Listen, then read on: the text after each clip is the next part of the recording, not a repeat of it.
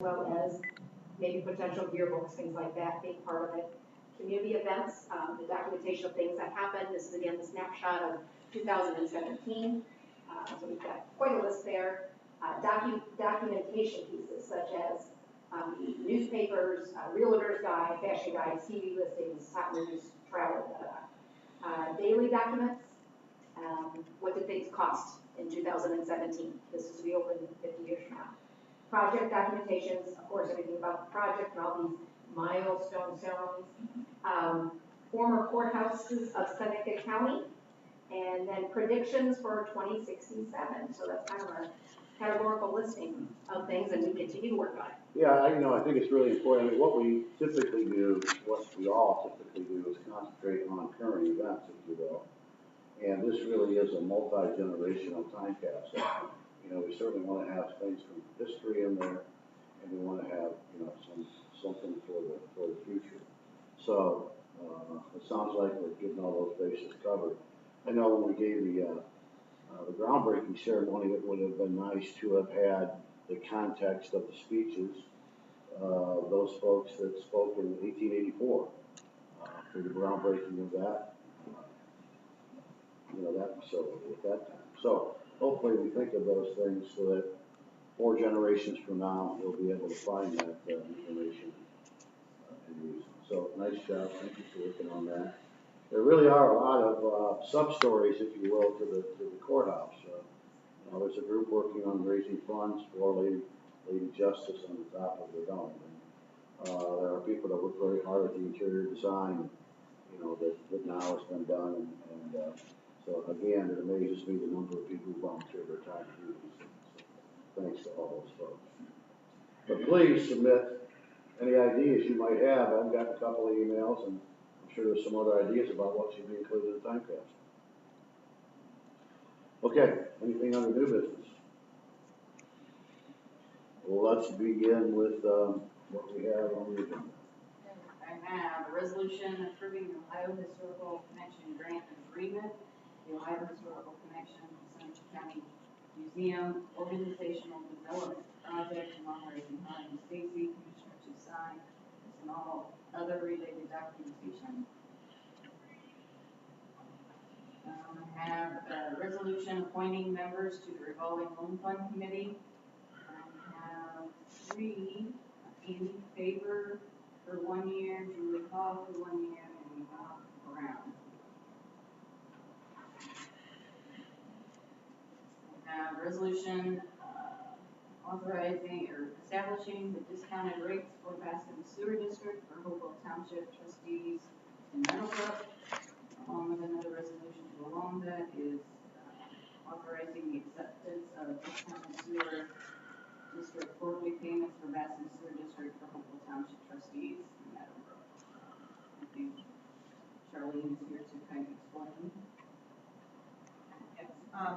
The discounted sewer district quarterly payment, the first one, the second one that was read off, is due to the fact in 2014 the sewer district engineer manager worked with the township trustees, and the township trustees chose to mow and do the landscape and take care of the property. So he gave them a discounted rate, but we did not have anything in writing. So we have to have something in writing that says we accept the discount rate from 2014 through 2017. And then the second resolution is to then carry forward with the discounted rate from 2017 on. And it's a $2,500 discount per year. Oh, I know. What type of total revenue? I don't know. Total year, quarterly rates, $53,544. After the discounts, $51,044. So $2,500 quarter. Per year. Per year. Annual. Yeah. It's 53,000 and it's discounted at 51. The 53 would annual, sorry. Yeah, Okay. You said quarterly. Yes, Okay. yeah. Oh, I was reading that it had quarterly one above it. Okay. I have a resolution declaring an emergency at Seneca County Jail pursuant to section 307.86 A1 and 2 of the Ohio Revised Code. I did get a couple calls, especially from the sheriff, to figure out what the emergency was. This is due to the roof, Yeah. the roof damage that we had out there. You know, we're allowed by code to, due to emergencies, to skip the bidding process because, you know, we can't wait another 30 or 60 days to go through the process, so the code allows for us to do that. So that's what this is for, so we can move forward. Insurance has already sent us the check for that, and they're working on it now. I would encourage us to be more descriptive on some of these things we put on the agenda. Yeah, we It just got sounds- titles, a Yeah. lot worse than what it is. Yeah, especially something that sounds as exciting as an emergency at the jail. Don't want that exciting. Right. Yeah, Sheriff called me on that. It's the emergency. I said, oh, we're just gonna tell you later. Okay, I have a resolution authorizing the use of county credit cards. This is accepting a new, policy manual section 4.17. We've always been working under a policy manual, very, very short, credit card policy. Last year, state auditors came out with recommendations, for a credit card policy, and Julie Adkins, our local auditor, had sent out her recommendations. So, we put this policy together, John Crockett put this policy together, and finally got it approved. What started this out as we were getting new credit cards from a different banking company that is allowing us to put some more options and more security on our credit cards. So we see a couple other resolutions in here regarding credit cards. Who's the vendor? Vendor is US Bank. Yeah. So you just see the credit card, so US Bank. Our current is Old Fort Bank. I have a resolution authorizing the Seneca County Commissioner's Office to utilize credit cards for expenditures. And I also have the same resolutions for Emergency Services Department,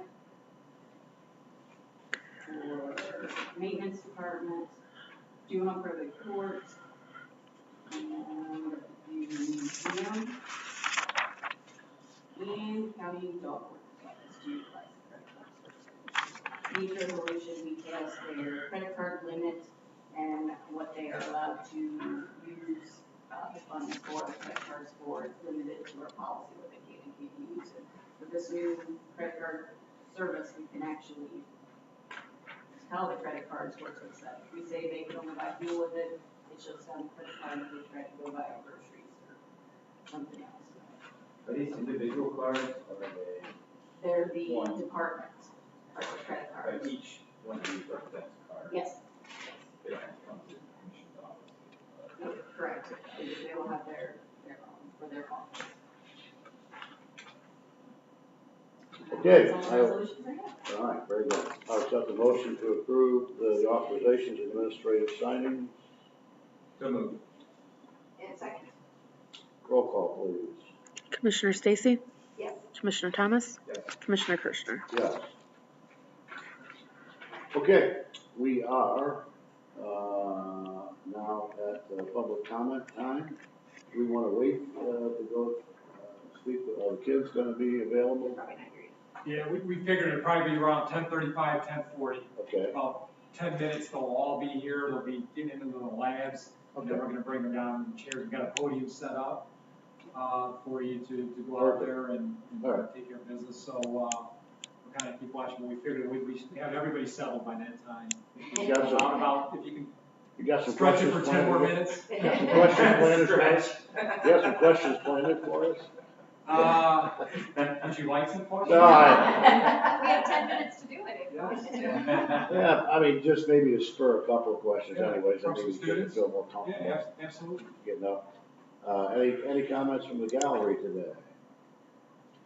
We'll do that here first. Okay, so Are we'll, we gonna have an opportunity to see the building, or? Yeah, when we get done with students, Mr. Zimmerman, who's been highly involved, myself, I mean, just with everything going on, we'll offer a tour to anybody that wants to go out there. And with the hard hats, because construction is going on, the kids are done with their portion, so we have contractors out there. So we'll have to have hard hats on and kind of walk through there, but absolutely.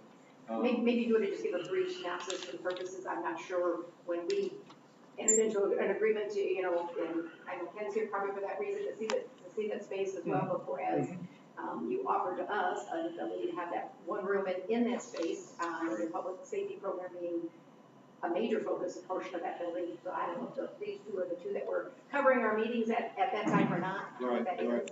Well, the general idea one was, a couple years ago, we've been talking about our public safety program, which continues to grow in numbers.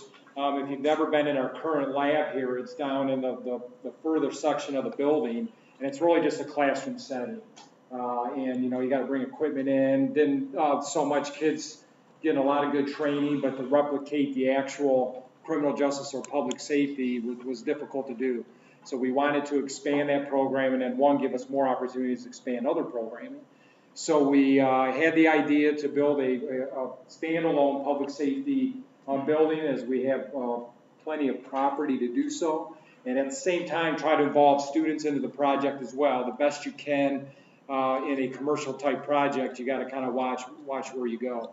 Well, we did bid that project out over the summer. Klaus Construction moved forward, and we got the shell of the building up without any walls or anything up. And while that was going on, absolutely, we talked with you all. We had plenty of meetings with the EOC as well of how can we incorporate a backup site for the Emergency Operating Center.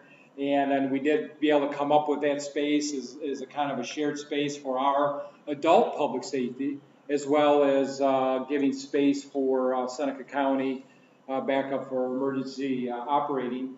And we're still working through that process with all the hookups and the equipment and all that, but it's going to be a nice space that almost replicates what's over there now, but not the exact same size, but the shape and everything with desks and all that, and definitely all the equipment and all the hookups will be there for the equipment that you'll provide to hook up in there, and that's the only cost to Seneca County is the equipment. We're taking care of everything else for that shared space to be utilized. And when we walk over there, the kids then took over the portion in about October. Once the shell was up, so our electrical trades, our building trades program were basically the prime contractors of that project over the entire winter. And as any time when kids are involved, you're on a pace of learning and doing the building project at the same time. So we weren't on any time schedule. Wherever they got, we didn't push, is where we would end up. And then now we're at our next phase, actually tonight's board meeting, we will bid out the finished part of that project. So you'll see today how far they got, but they got all the steel studs up of all the walls, so you can see where everything's sectioned off. The drywall isn't complete yet, but all that is done. All the electrical has been run for all, you know, just to get to the final hookups and terminations. So they did a lot of work. You're talking 12,000 square feet to deal with commercial type building, and then at the same time, HVAC and plumbing has been in there, and they're in there now. So the kids got to work side by side with contractors, just as you would have to figure out scheduling. Well, I need to get this portion of the wall up so HVAC can run their equipment. The experience that they got is something that you can't, you know, replicate obviously every day. So it was a great experience for the kids, and we're looking forward to opening by next fall, as we bid out the last remainder of finishing up the project. So that's kind of where we're at, and we're excited to have that opportunity of shared services, and even have kids know that there's adults and they can see the other portion of what actually is happening on that public safety side. So it fit in very well. The instructor, or one of the instructors, George Byington, I think his name right? Yes, George is the public safety instructor. Yes, he spoke to our Lions Club a couple of weeks ago in Old Park, and he was so excited about the project, and he talked about how he got into being the instructor of the program, and then right up to the fact of leading up to what this building's going to do for the program, and you know, just the resources and so forth for the students, and As you see, he'll have a big space where there can be walls set up in a balcony or mezzanine to be able to look down to do tactical training that you can oversee when they got to go through walls and rooms of looking for, you know, criminals. There's a standalone jail cell. There's a crime scene room to do, you know, the fingerprints and all that, so it'll be really a huge upgrade for the program without a doubt. So we're looking forward to that expansion and future expansion for sure. Great, we would appreciate it. Thank you for the opportunity. Again, a great cooperative and collaborative effort with the county, Yes. part of Sentinel, so we are grateful. Thank you. Yeah, and we are as well for all your support you continue to give Vanguard Sentinel. It's much appreciated. I will go plan a couple questions. Okay, let's reset. Make sure that these, We will take a 15-minute recess and regroup in the cafeteria. okay, that works. All right?